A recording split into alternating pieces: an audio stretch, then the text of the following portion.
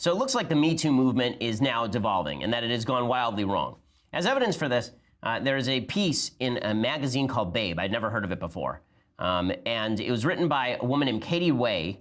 And Katie Way details anonymous allegations by a photographer who had an awkward and terrible intimate evening with comedian Aziz Ansari. I want to explain those allegations in just a second and show you in detail why the Me Too movement is off the rails.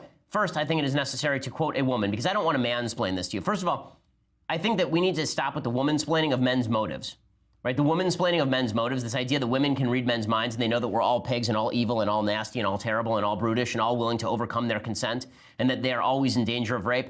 Don't womansplain to me my own mind, okay? I'm not going to mansplain to you your mind, but you don't get to womansplain to me my mind either, okay? We can have general views of how people should use their rationality, and I think that's perfectly fine. But to attribute motivations to men generally is no better than men attributing motivations to women generally, I think. In any case, here's Condi Rice saying, we are in danger of turning this Me Too movement into a snowflake moment for a lot of women. I think that the movement to expose these circumstances is a good thing. Let's clear the air about it.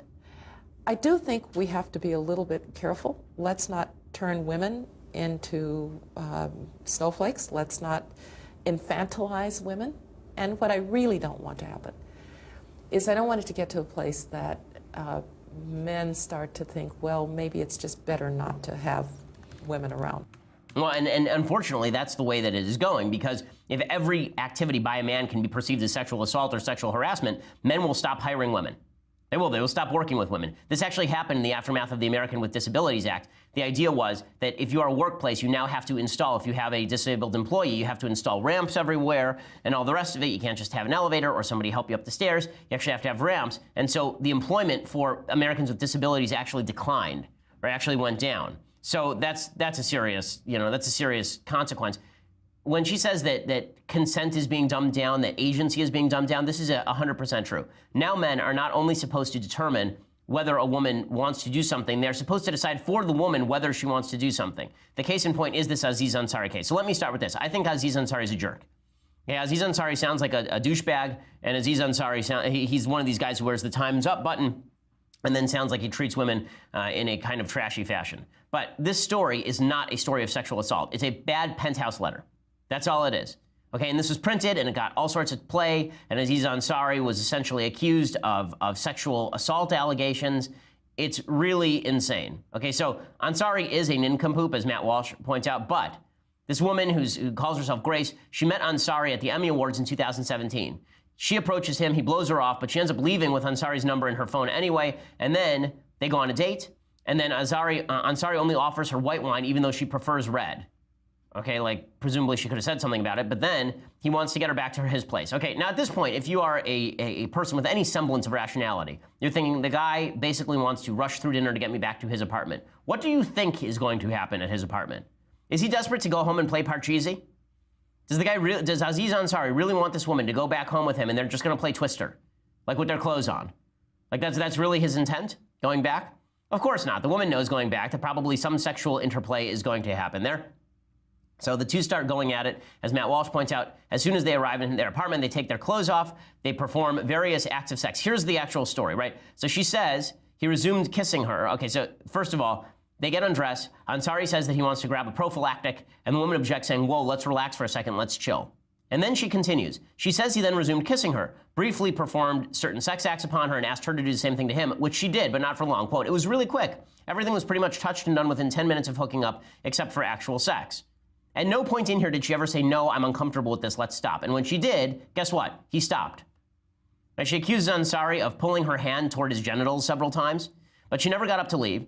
And every time she said no, or evidence that she didn't want to do something, he stopped. So he was persistent, but he was not physically moving her. He was not physically forcing her. When she said no, he didn't stop her. When she pulled away, he didn't stop her. But here's what she says. Throughout the course of her short time in the apartment, she says she had verbal and nonverbal cues to indicate how uncomfortable and distressed she was. Well, you could have quoted it. Did she ever say, I don't want to do this? In fact, one time she does say, I don't want to do this, and that's have full-on penetrative sex. She says, I don't want to do this, and guess what? They don't, right? The woman says, I know I was physically giving off cues I wasn't interested. Okay, this idea that you were physically giving off cues, unless you were actively pushing him away, the idea that you were physically giving off cues that you're not interested, Men aren't good with these cues. Okay, men are not good with these physical cues. You may have thought that you were sitting there saying, no, I'm not interested. But if you are not really, to expect him to read your nonverbal cues is insane. People are bad at reading each other's cues generally. But this is particularly true when hormones are running high and you're in a room naked with each other. Right? It turns out that's a pretty big nonverbal cue to a dude that you might want to have sex. Right? If you're in a room naked with a guy, making out with him and performing certain sex acts with one another, we could call that a nonverbal cue that you might be into things. Right? You know how I know this? Because I'm married, and when my wife doesn't want to have sex with me, she's not in a room naked with me, it turns out. Amazing how this works. Okay, and then the cues, as I say, the cues were at best ambiguous. Right? She told Ansari she didn't want to have sex because she didn't want to feel forced. He said, okay. And then they sat on the couch, and he asked her for another sex act. And here's what it says. Ansari instructed her to turn around. He sat back and pointed to his genitals and motioned for me to perform the sex act, and I did. I think I just felt really pressured. It was literally the most unexpected thing I thought would happen at that moment because I told him I was uncomfortable. Was it the most unexpected thing you thought was going to happen at that moment? Like more expected like a dragon popping through the window and blowing flame at you? Was it the most unexpected thing that you were having? You were in the middle of a sexual evening, and he asked you to perform a sex act that you had already performed earlier in the evening, and then you did it. Was it the most unexpected thing? Like really, was it shocking to you?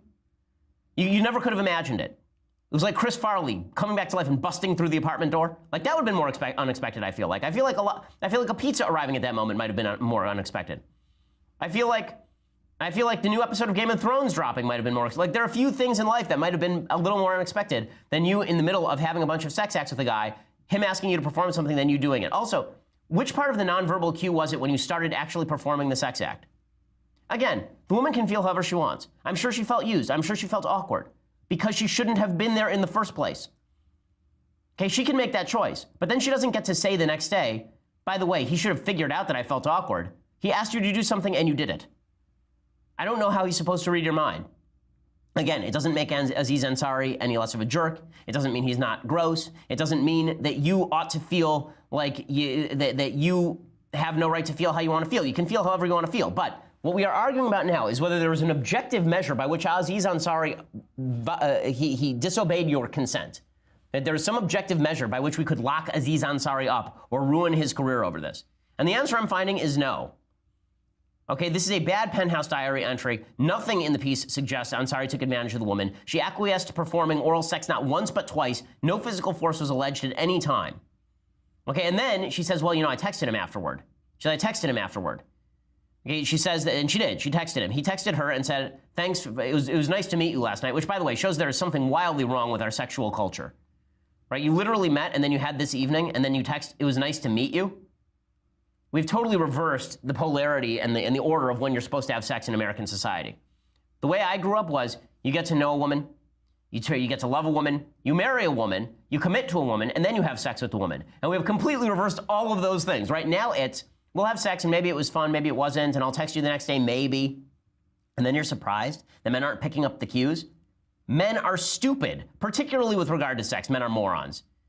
Okay, this is, I'm fully unaware as to when culture, I don't understand when culture decided that men were brilliant with regard to their penises.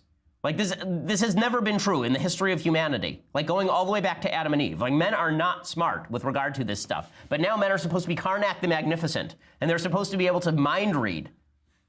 I mean, really, this is the end of Me Too. If you want a Me Too movement that means something, you actually have to restrict bad activity to activity that has some sort of standard. And there are people who are tweeting out, well, you know, there are various levels of consent.